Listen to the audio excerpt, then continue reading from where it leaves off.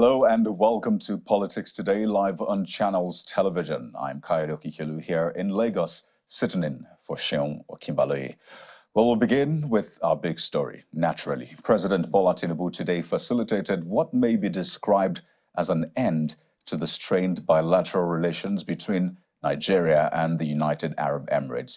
The president, who has been away from the country for almost a week on account of the G20 meeting in India, made a technical stopover, it was called, in Abu Dhabi on his way back home. And what an impactful stopover it was, as the president, in what was described as a landmark agreement, repaired the strained ties between Nigeria and the UAE. Well, this was a major issue during the Buhari government, when some UAE businesses operating in Nigeria could not repatriate monies made, the suspension of Emirates flights to Nigeria, and visa restrictions on Nigerian travelers, amongst other issues.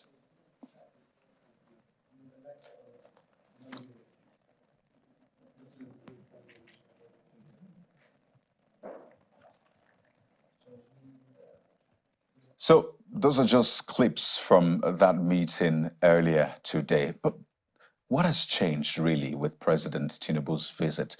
Let's list it out for you. According to a statement by the president's spokesperson, Ajuri Ngelale, President Bola Tinubu and the president of the United Arab Emirates, Mohammed bin Zayed Al Nahyan, today finalized on some major issues.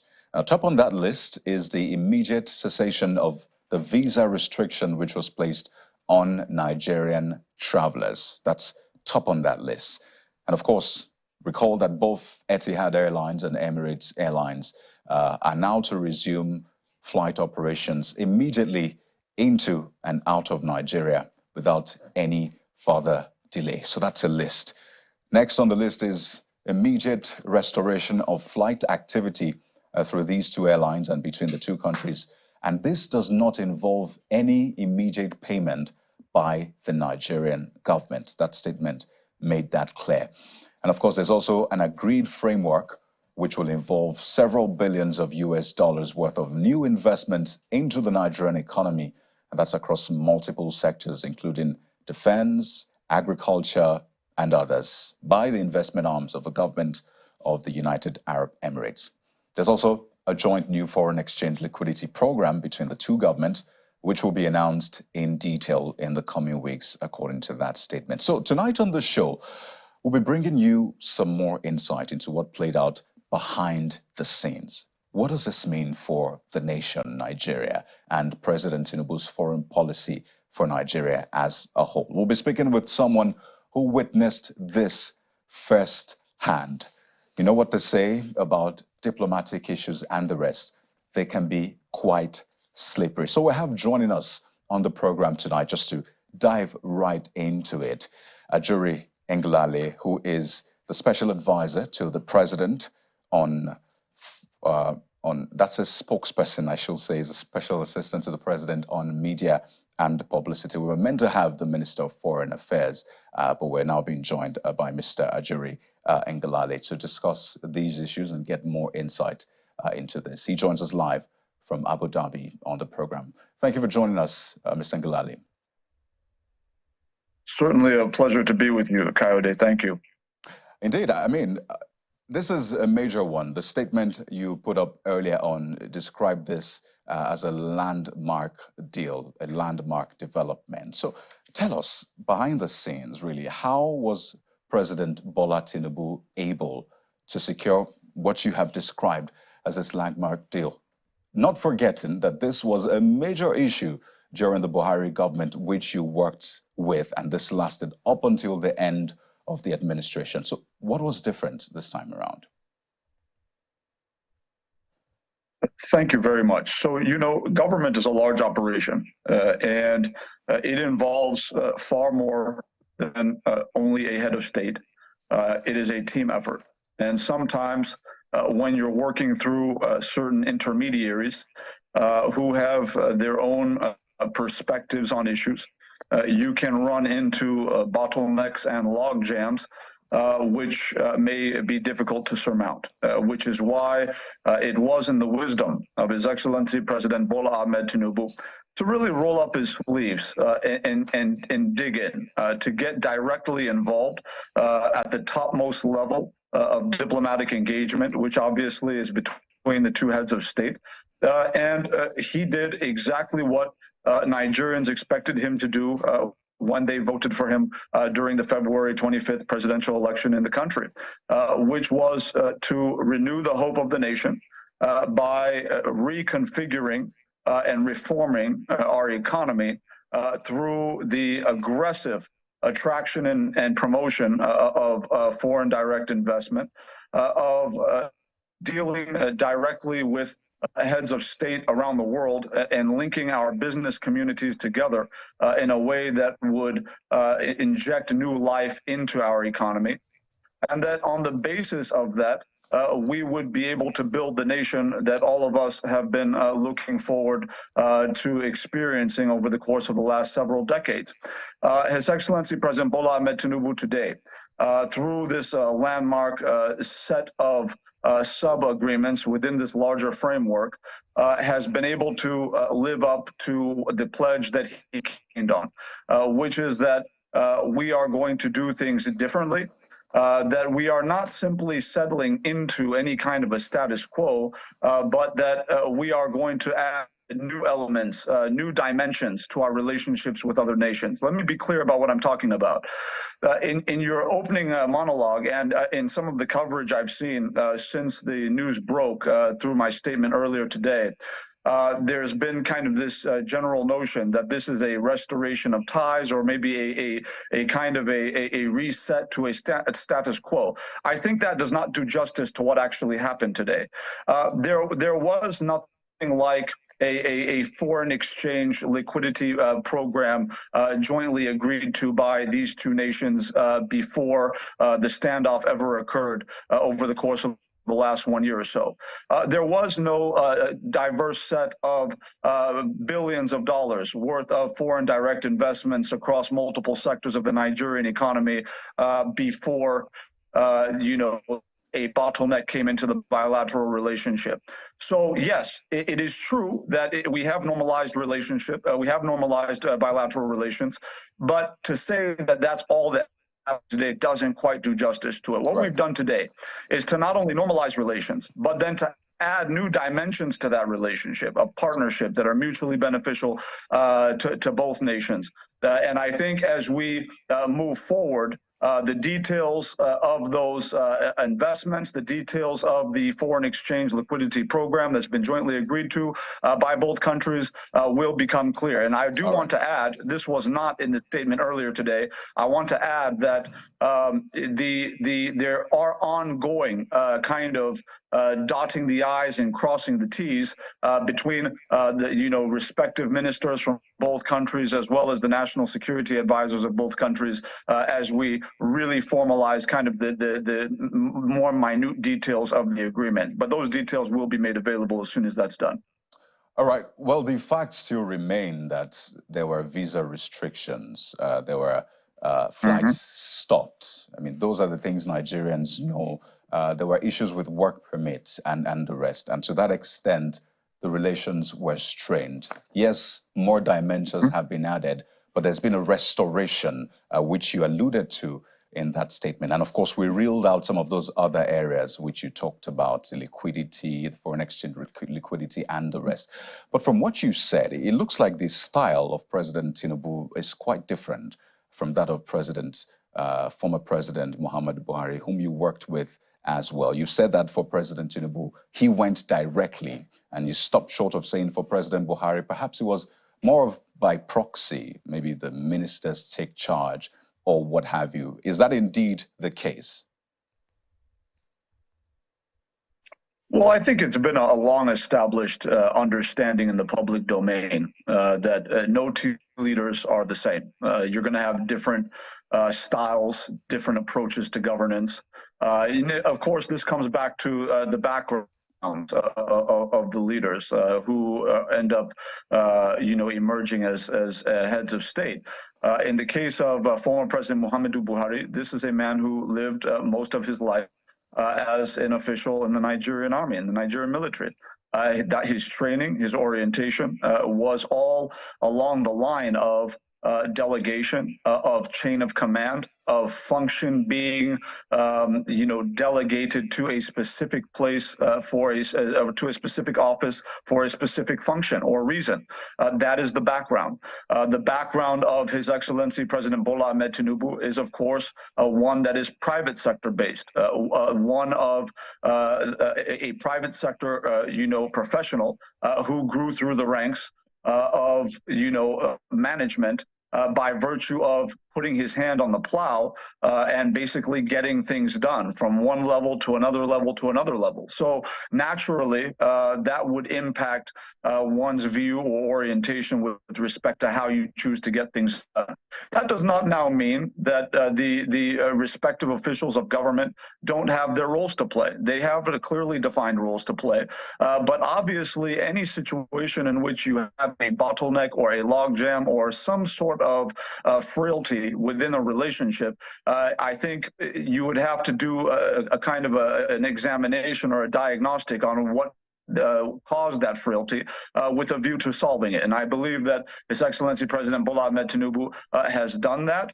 And of course, he's working with a team of different officials who may or may not have been involved in the process of creating these log jams in the first place, particularly with respect to the aviation sector and some of the other sectors where certain issues were made problematic in the past. So let's break this down even further. So we had earlier on listed some of those major areas. And when it comes to negotiations, because I imagine that was what happened behind the scenes, diplomatic negotiations, the president went with his team, and he's spoken so highly of his team during this trip, saying he has a very good team. We saw members of that team there, Minister of Foreign Affairs, the Aviation Minister, and the rest. So what changed hands? What was the catch, really? We know what we got, but did we have to let go of some things? You mentioned particularly that Nigeria will not be making any immediate payment. So for those payments, will they be made eventually? Is there a timeline? How much are we looking at? Thanks, Kaude. What I would not want to do, and what I believe would be most unprofessional of me to do, would be to preempt the very important that our cabinet members, ministers, and government officers are currently doing with respect to this ongoing negotiation that's taking place between cabinet level officials of both countries with respect to tidying up the finer details of the agreement that has been announced. So I wouldn't want to go that way. I will say that we are committed to total transparency and accountability on the issue, and that all of the full details with respect to payments, with respect to how much those payments would be, and all of those related or associated details, they will be made available, made public when those matters are finalized. So that's that. But I would also say that it's not by magic wand, right? You don't just wake up and get to a point where you have the framework of such a substantial, robust deal that cuts across multiple sectors. These things are worked out through a very deliberate consultative process that does involve multiple levels of government at work simultaneously before you even get to the point of the two heads of state physically being in front of each other. So we give a lot of credit to the Nigerian government officials who participated very actively in this process that led us to this point. But certainly the diplomatic ability of His Excellency Mr. President and the clarity of his vision to be able to not only restore diplomatic ties across but to also now add new dimensions of depth, of mutually beneficial depth to that relationship.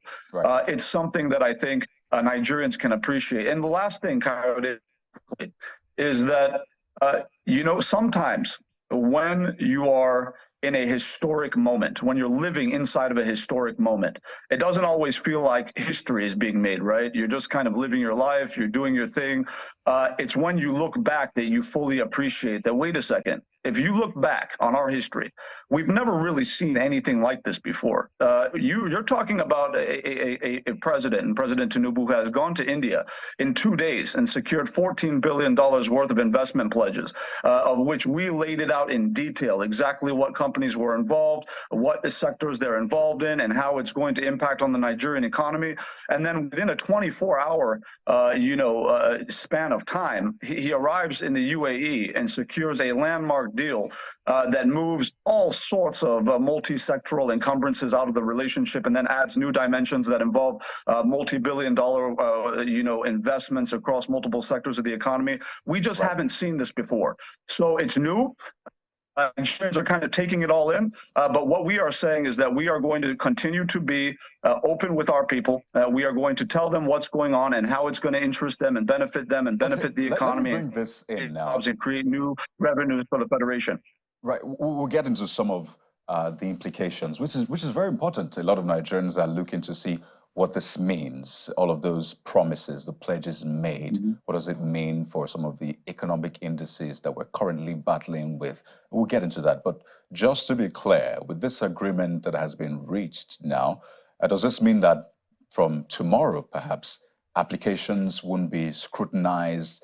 The restrictions are removed totally from tomorrow, because the statement says immediate cessation with immediate effect. Those words were used. So does it mean from tomorrow it is business as it ought to be, as usual? Not forgetting the work permits issues as well. Every agreement comes with mutual responsibility. There's no free lunch. What I mean by that is the notion that, floodgates open up and that we go back to business as usual, in quote, that is not what Nigerians should expect. I want to be very clear about this so that everybody understands. One of the major challenges within the bilateral relationship with respect to visa processing, with respect to Nigerians, being able to migrate to the UAE, for example, was the fact that there was a kind of a laxity on the part of certain visa processes or certain applications that were being made that created a lack of specificity and a lack of diligent evaluation with respect to who is traveling to the UAE and why they're traveling. And this is why we had issues of just a few, bad eggs amongst our people, giving a bad name to all of us, which was a major sticking point as to how we got to this point. So what we've done as part of this process is put in place new measures that would ensure that there is effective diligence done on the part of both sides. That's the UAE authorities as well as the Nigerian authorities in making sure that any Nigerian citizen who is seeking to travel to the UAE, for example, is being thoroughly scrutinized, not in a way that is prejudicial, not in a way that is presumptuous or negative, but in a way that ensures that well-meaning citizens, people who want to go do business, or people who want to get an education, or people who want to participate as active and productive citizens, in those domains, that they are those people, and that they're not people who are getting involved in drug trafficking, or they're not people getting involved, in kind of some of the other deleterious modes of existence that some of our people have engaged in when they've traveled abroad.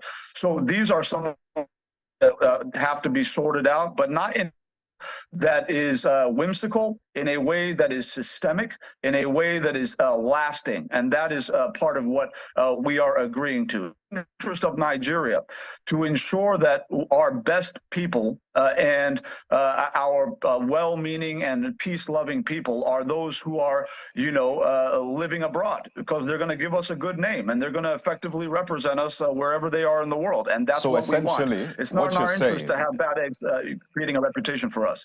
so essentially what you're saying is this is not as immediate as the message may have, No, no, presented. that is How not what I'm long saying, might Kayode. this take? Yeah, that's not what I'm saying. The immediate cessation we're referring to is the freeze on visa processing. There are two different things here. What I'm talking about is a systemic reform to ensure that diligence is done on applications of Nigerians traveling to the UAE in a way that was not being done before. But what I am saying is that what the agreement struck does entail is the immediate cessation of freezes, blanket bans on Nigerian visas or on visas being processed for Nigerian travelers. Again, as I mentioned, the relevant authorities are in the UAE at the moment with me now, with Mr. President, going through line by line the issues as they conclude. But the agreement has been struck that the visa ban, the total general ban on Nigerian travelers being able to, process visas, that is ceasing immediately. Okay, I think timeline is very important to this, so we can manage the expectations of Nigerians and ensure that we're all on the same page. The government is not saying one thing and the people are hearing another thing. So the president's overall trip Right. began last week. The trip to UAE is just one of it. He was in India, at New Delhi. Promises were made, pledges were made. And the usual question after such outings is, when can we begin to see a fruition, something on ground? That's the expression used. So what is the time frame to all of this? Because we're still looking at our unemployment figures, for example. We're looking at the poverty rates. We're looking at inflation. We're looking at our forex value, even our foreign exchange reserves. All of those things are indices that we look at and we think we need immediate action. So what kind of time frame do we have for those pledges that were made, for example? Yeah, it's a great question. So I think anyone who read the presidential press release with respect to the $14 billion worth of investment pledges in India would have seen that for those projects that we had specified timelines on, we actually announced them. So, for example, on the project with Skipper Seal Power Limited that dealt with 20 new power plants of 100 megawatts capacity each over multiple states within northern Nigeria. I believe it was in the statement clearly written that would be done within 4 years, just as an example. We do understand that it's normal for Nigerians to ask the question, well, agreement is great, how is it going to be implemented due to so many decades worth of failed promises on the part of successive governments and all of that. But we also believe that we turned a corner under the administration of former President Muhammadu Buhari on that issue by giving timelines to the projects that we said we were going to do. So, for example, the former president said we're going to get the second Niger Bridge done. Leave office. He did that. The former president said, we're going to get Lagos-Ibadan rail line done before I leave office. He did that. So the way that you restore confidence is by saying this we're going to do, this is the timeline on which we're going to do it, and then you deliver. If you don't deliver, then obviously confidence suffers. If you do deliver, confidence is increased. So we're focused in on being realistic with our people. This is not by a magic wand. It is a deliberate process.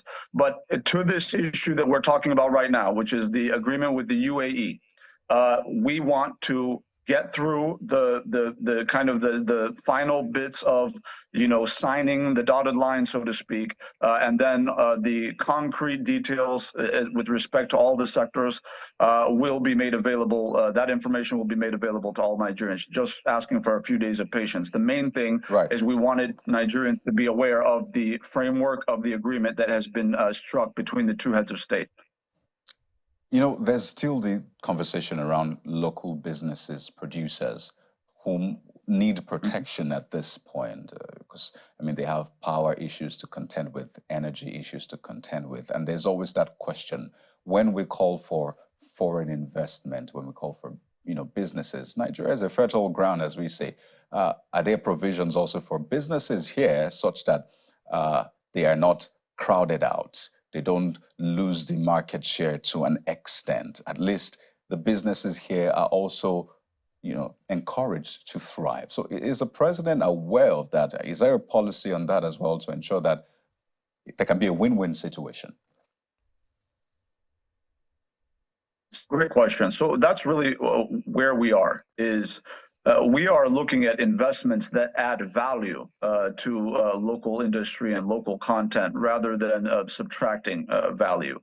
So, for example, if I have an Indian investor or a UAE investor bringing in maybe $100 million, a glass production factory, for example, it is very much in the interest of the Nigerian MSME that is vending in supplying sand, for example, for the production of glass, to have a new glass production industry in the country. Aside from the direct jobs that are created, Nigerian citizens who are going to be working within that new factory, and obviously the new tax revenue that's going to be paid to the state and federal governments with the establishment of that factory, you're also going to have the informal sector benefiting by being provide the kind of the inputs to make that factory run the way it needs to run.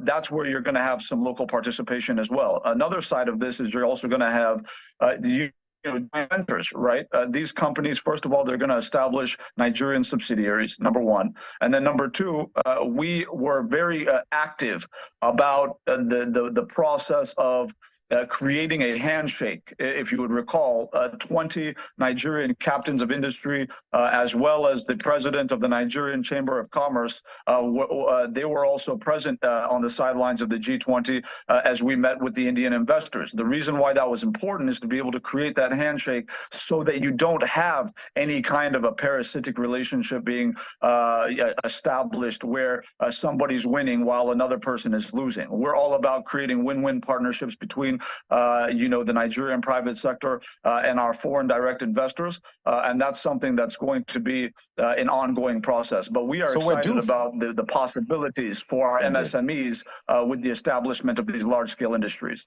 So we're due for a break in just about a minute, but quickly, a lot of people have seen pictures from the G20 particularly. There's been a lot of back and forth debate, which you may have caught, and it talks about just how the president was received by global leaders at the G20. Perhaps he's one of the, well, I say, newest heads of government at that meeting. Just speak to it quickly. How was the president received by leaders of the world at that G20 meeting, his major one since he came into office?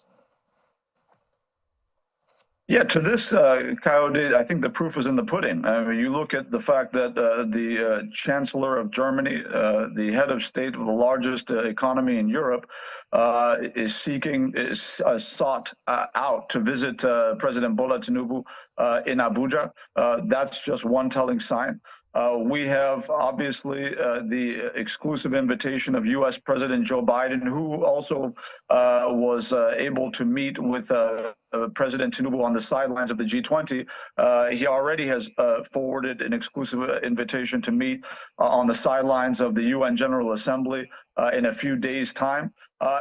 The reception has been warm, and the reason why is not simply because he's a leader with a very focused and detailed and specific agenda around how he's going to restructure the Nigerian economy, but also because this is a president who's taken very quick and bold reforms, not just the removal of the fuel subsidy that's been a bane on our economic life for 40 years plus, not just unification of the foreign exchange market, but also the fact that this is somebody who has established credentials as a defender of democracy, as a pro-democracy activist in the 90s, running from a military today, defending democracies within West Africa. I'd like to talk about the reality of Nigerians right now.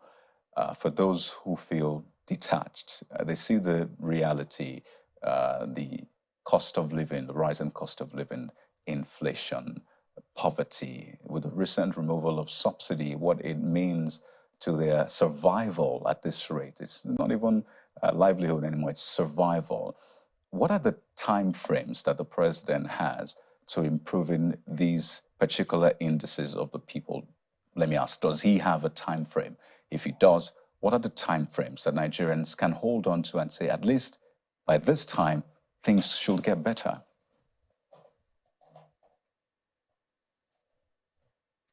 I think there are a few things to unpack here.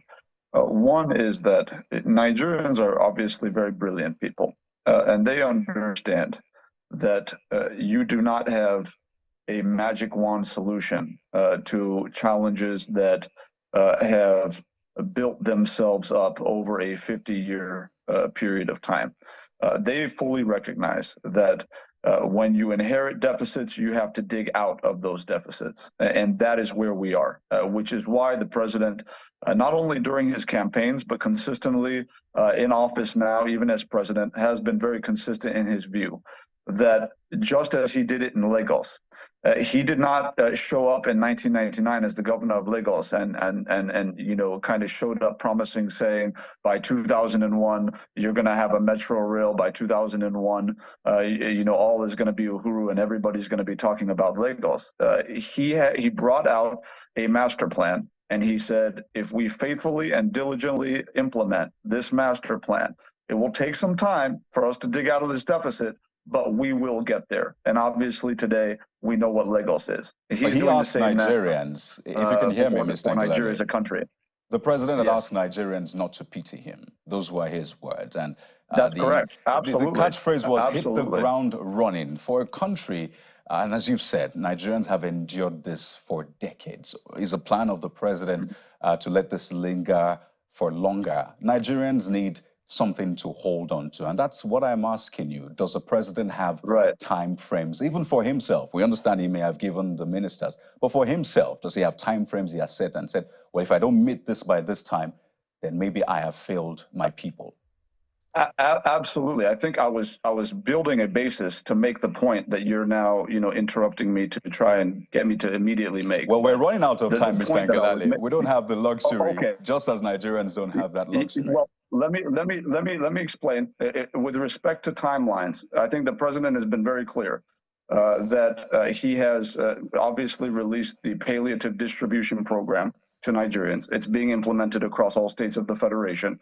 There are multiple points to this, right? And I've been on several channels programs discussing the issue specifically that have to do with how we're crashing energy costs, which had been rising through the establishment and intervention of the Presidential Compressed Natural Gas Initiative, which is an 18-month, again, that's a timeline, an 18-month program that deals with the establishment of 56 new CNG filling stations across all states of the Federation, in addition to co-locating CNG fill-up points at existing NNPCL retail filling stations on the one hand. On the other hand, the supply of mass transit, stations, buses rather, across all states of the Federation to ensure that we can crash the cost of transportation of Nigerians at the lowest income scale who rely on mass transit to be able to move around, through the intervention of CNG fueled buses, where you have CNG at about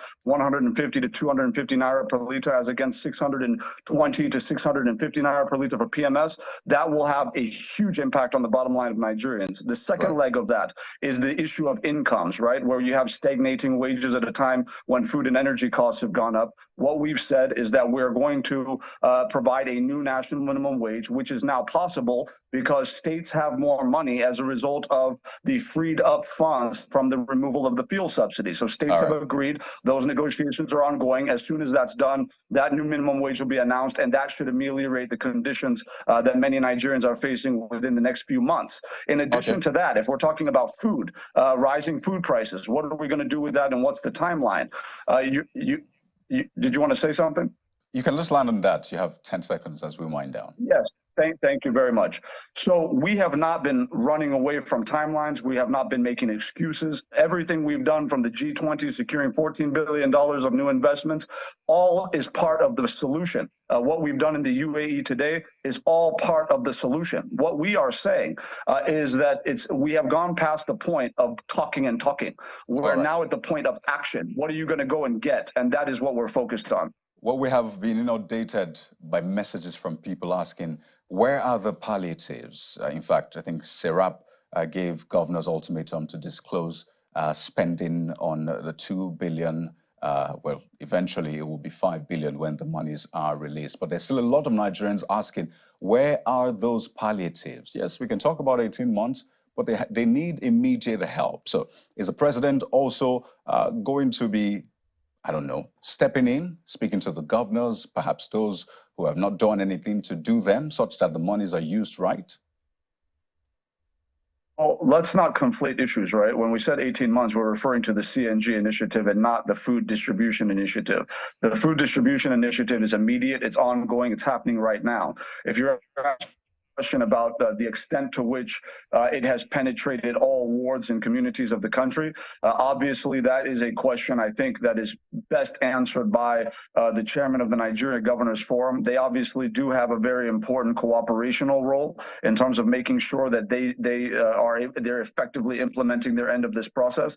Right. You don't what we've learned from social intervention over the last few years is you don't come up with an idea in Abuja and think that it's going to be perfectly executed on the ground if you've not carried the states along. What we've done from the beginning of this process is assiduously carrying along state and local governments to say, you guys have to step up and do your part of this. If you don't do your part in this, the impact we're trying to make from Abuja is not going to be felt on the ground. And that is a continuous process of systemic improvement. But we believe that we're making good progress in that direction because we are monitoring. And I think that's a great place to anchor. But just quickly, when is the president back in Nigeria? By the special grace of God and journey mercies, Mr. President should be arriving tomorrow. All right. I know a lot of Nigerians will be looking forward to that. But we'd like to thank you so much for giving us some, at least, backstory to what played out today and over the past couple of days. Mr. Jerry Ngalale, presidential spokesman, joining us from Abu Dhabi. Thank you so much for your time. Thank you for having me. It's been a privilege.